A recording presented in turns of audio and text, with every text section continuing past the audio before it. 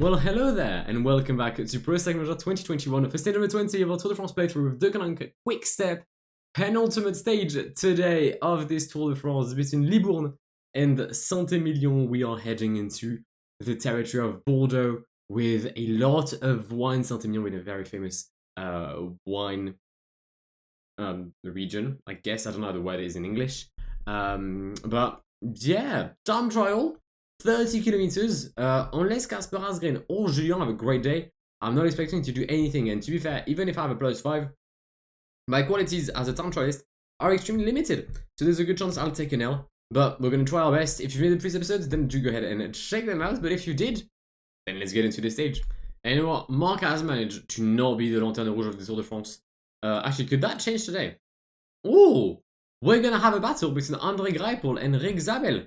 It'll be a German, last of the Tour de France, but there is 30 seconds between the two German sprinters of Israel Startup Nation. Good question. Who's the best time trialist? Oh, that's actually quite close. It's actually quite... We could have a switch of Lanterne Rouge. I don't think we'll have a switch of leader of the Tour de France because Tadej Pogacar absolutely destroyed the Tour de France, mainly since that stage in Luzern where Primož Roglič lost the Tour de France by a huge margin, lost more than 12 minutes on the stage, and clearly was out of the competition to bring the yellow jersey yet again. Primož Roglič failing at the last hurdle. Disappointing for the Slovenian, but I guess Slovenia will still be happy with Tadej Pogacar leading. André Greipel will soon come to the first intermediate. He's got 1 kilometer of a lead on Rick Zabel. Can André not finish Lanterne Rouge? Well, that's all we can hope, but right now, he's first. And Mark Cavendish, who will not be able to win the green jersey of the Tour, is on his way as well. I'm quite disappointed that I can't win the green jersey. I might... Should I? Alright, guys, let me know in the comments, because I'll record the 21st stage after this goes up. Do you want me to increase the amount of points given at the end on the Champs-Élysées? I think one time they had made a double point finish. I think. Could be wrong. I think they did. Should I make a double point finish to try and have Mark Cavendish winning the final set of the Tour? Let me know, because I can change the XML quite quickly. Do you want to see Mark Cavendish having a chance at finishing in a green jersey, or are you happy with Julien getting it? Let me know. And as Mark Cavendish has less than a kilometer to do, it is Caleb Ewan leading in Saint-Emilion ahead of Dan Maclay and Rick Zabel, meaning that André Greipel will not overtake his teammate. Mark Cavendish gets P9. Disappointing time trial for the Brit, but then again, we only care about tomorrow's stage. Alright, Tim Leclerc is going to cross the line.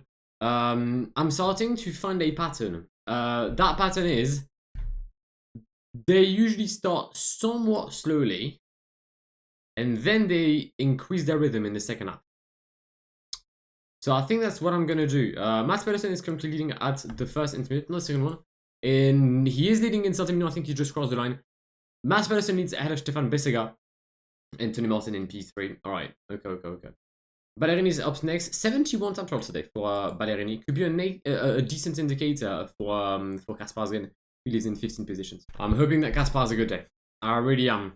Ballerini is going to cross the second intermediate. Where is he? He is 11th.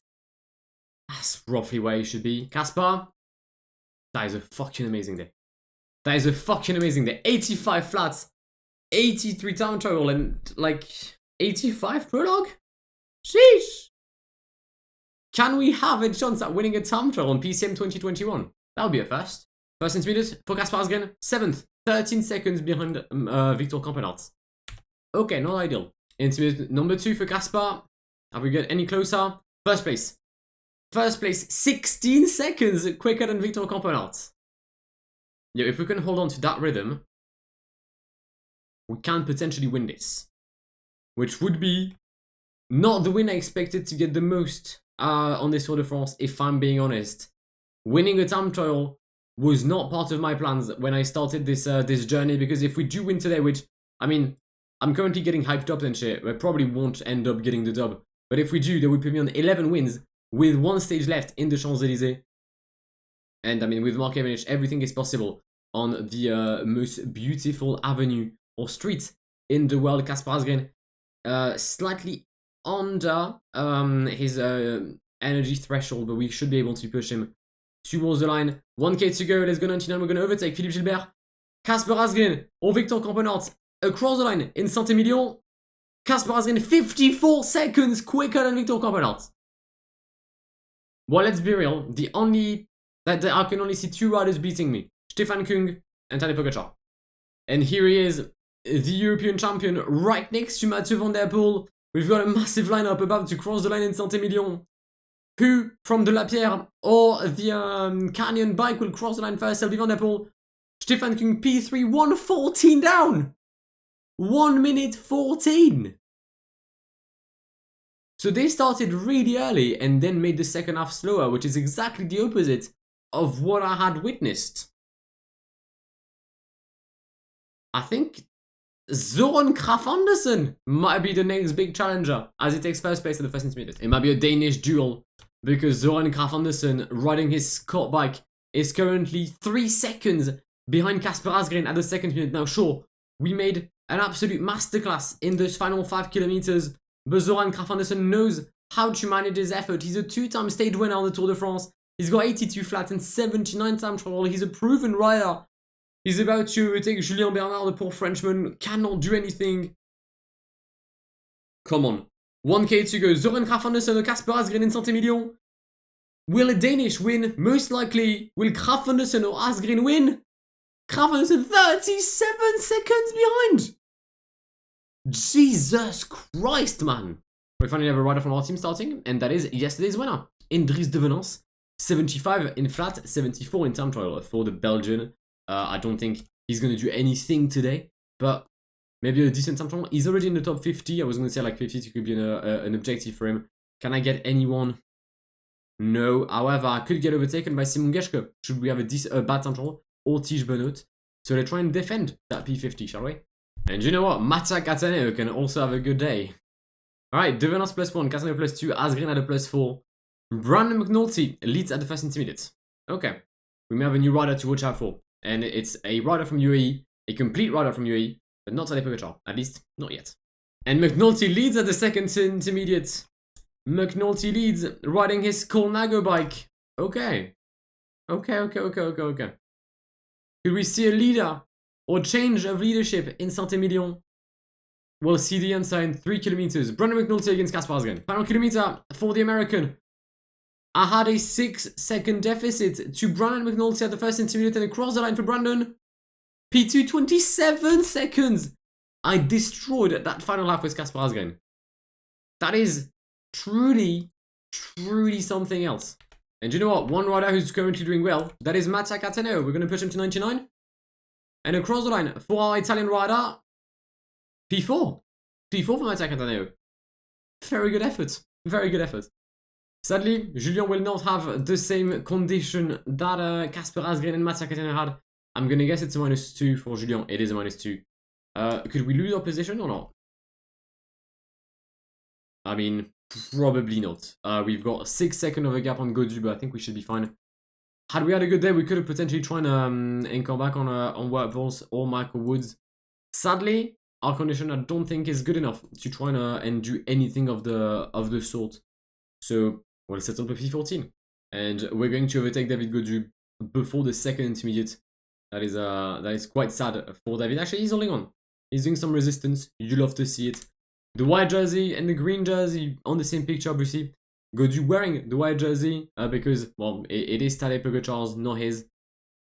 But at least he's having fun. He'll wear it on the Champs-Élysées, and that's what matters. But the rider from a team of is about to get overtaken by the world champion Julien Philippe. 1K to go. Julien Philippe, our last rider to cross the line. He was P14 this morning. It's gonna be P13 into this time trial.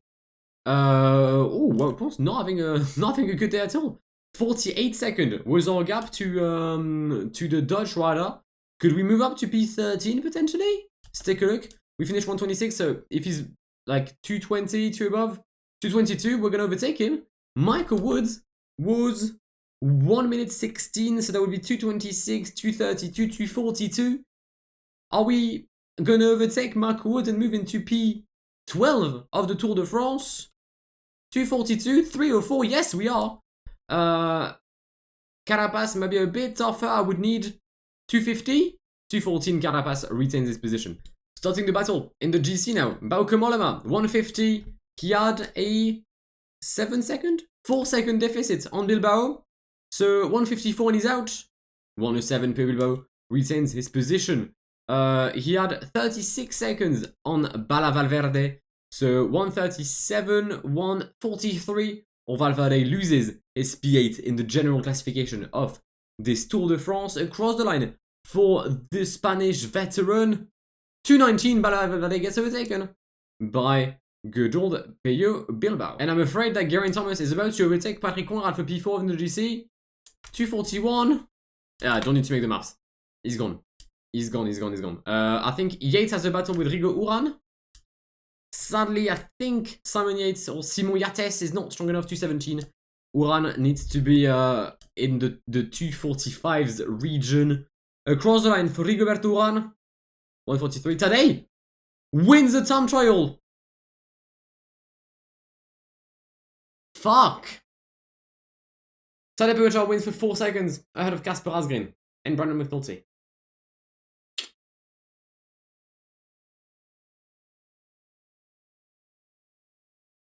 I'm disappointed. Very disappointed, I can't lie. Uran, Yates, Thomas, Conrad, Miguel Angel Lopez overtakes Primoz Roglic. Okay. Bilbao Valverde Malheureux. It's a shame. I would have loved to fucking win that stage. I really would have. Well, we lose to 4 seconds. Fuck's sake, man. I know I should not have increased his stats. That was the biggest mistake I ever did. Fuck. Well, we take an L. 4 seconds behind Tadej Pogacar. Hopefully we can get a win tomorrow because we're currently 10 out of 20. So the 50% is acquired. Now, tomorrow stage, 10 to 21, 11 to 21. I guess we'll see with Marc Cavendish or Mattia Cattaneo. Sorry, Davide Ballerini, not Cattaneo. But that will be between Chatou and Paris-Champs-Élysées. The final stage, let's go France, the final stage of this playthrough. So if you want to see it, then do make sure to be subscribed to the channel. Make sure to leave a like as well down below to show some support for this series and show some respect to Casper Asgreen, who took a fat L for us today. But I will see you tomorrow for the final ever stage of our Tour de France playthrough. Have an amazing day. My name is Guillaume. See ya. Pass me the funk, get your funk on, girl, and don't you ever let it go. We're getting drunk in here, and what comes next?